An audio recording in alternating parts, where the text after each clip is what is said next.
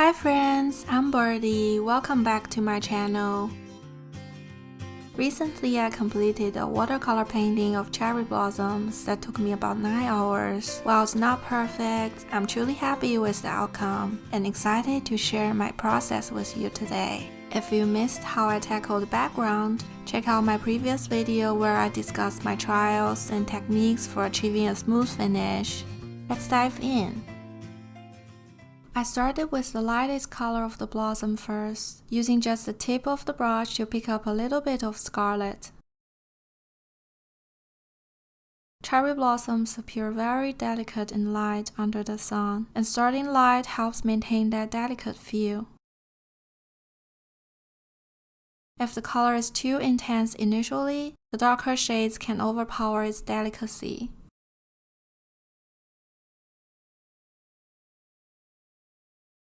I used some rose for the petals that are in shadow, carefully outlining the space for the stamen to make it easier to define their shape and highlight later.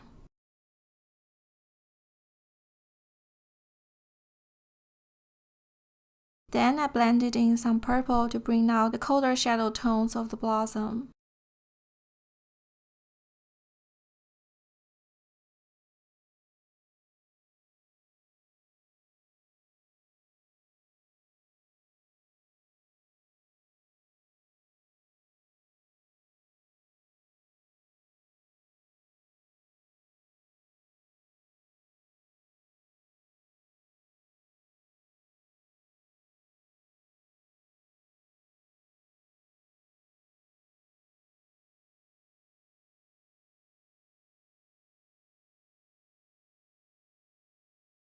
I also used some blue for variety.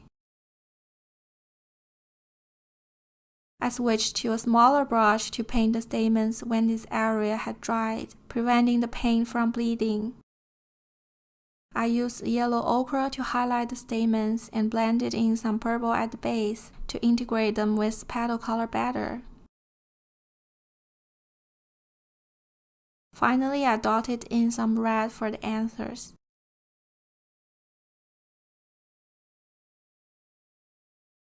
Having established the light and shadow tones with the first blossom, I continued painting the rest in a similar fashion.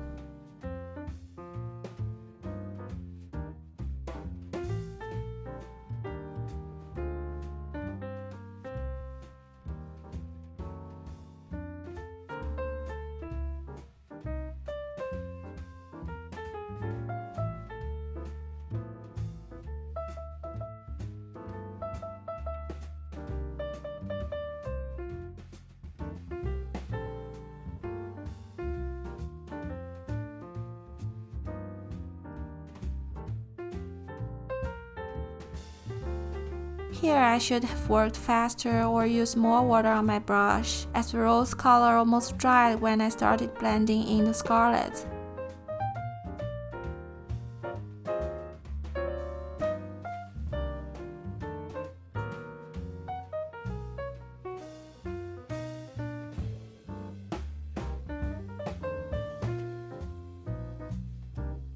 Though I added more water to soften the edges, the transition wasn't as smooth as I would have liked.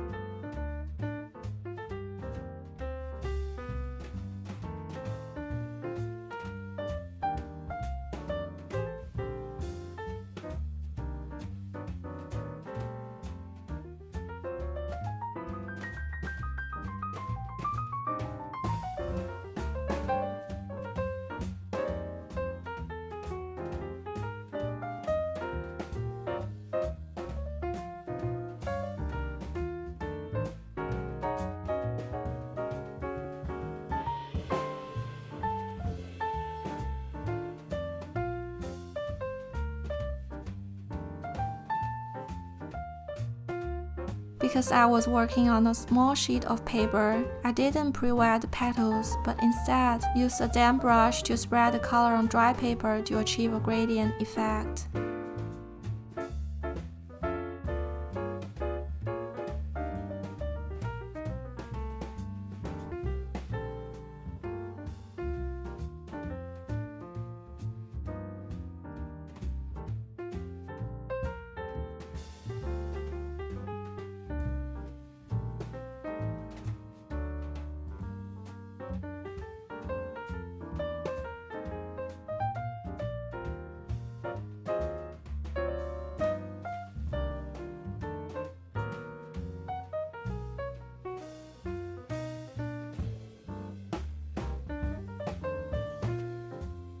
I switched to work on some petals above while waiting for others to dry before I could return to work on the stamens.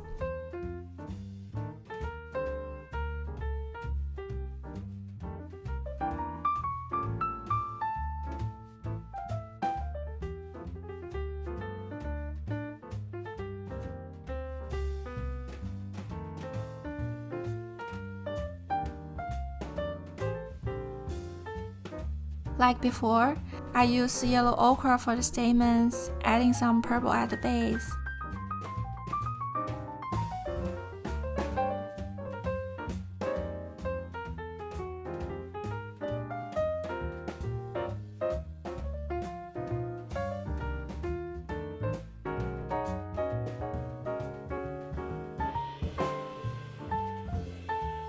This area appeared darker as the roots of the stamens were more in shadow.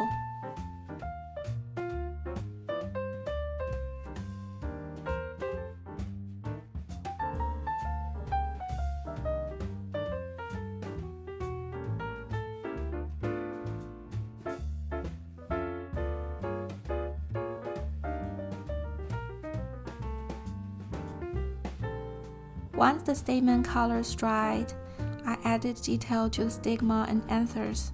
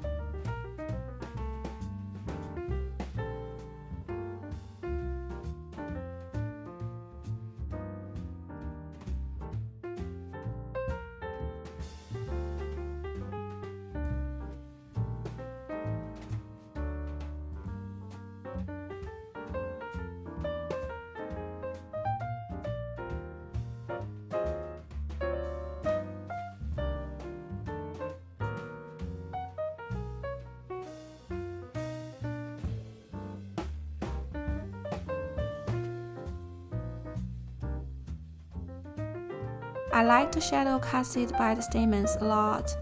They add to the cherry blossom's delicacy.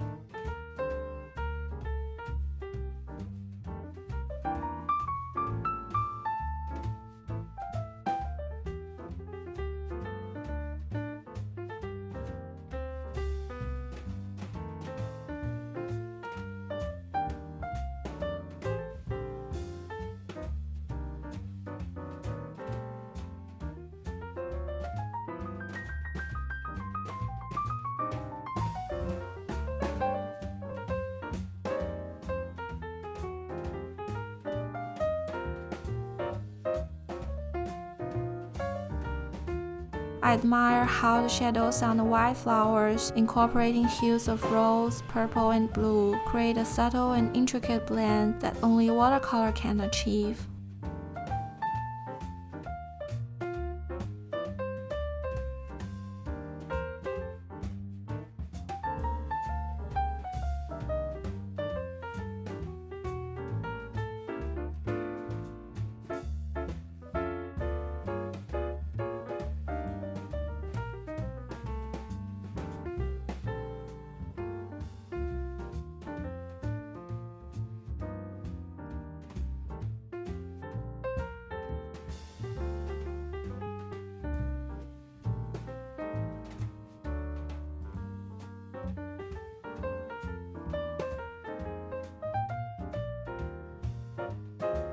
Tackling the darker shadows proved challenging for me once again. Despite this, the lighter blossom turned out beautifully, encouraging me to keep refining the stamens.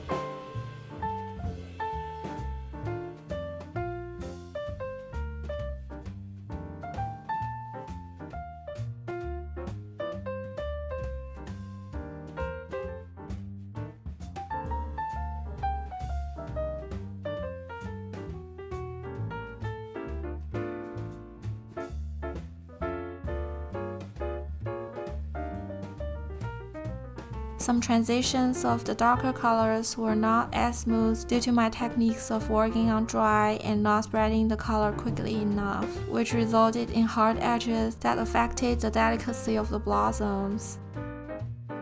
However, overall, I'm pleased with how the colors of the cherry blossoms turned out, and I still love the painting. In the final step, I added white to some of the petals in the background. The white in watercolor is a transparent color and becomes dull as it dries, so it wouldn't make the petals in the background stand out as much as other petals. I also added white to the highlights on the stamens, particularly where they were most exposed to sunlight. And thanks for painting along with me today. I hope this video inspires you and gives you some insights into painting cherry blossoms. I'd love to hear about your own painting experiences or any tips you might have, so please drop a comment below. For a more comprehensive view of my cherry blossom project, check out my other video detailing the overall process. Thanks so much for watching, and I'll catch you in the next video.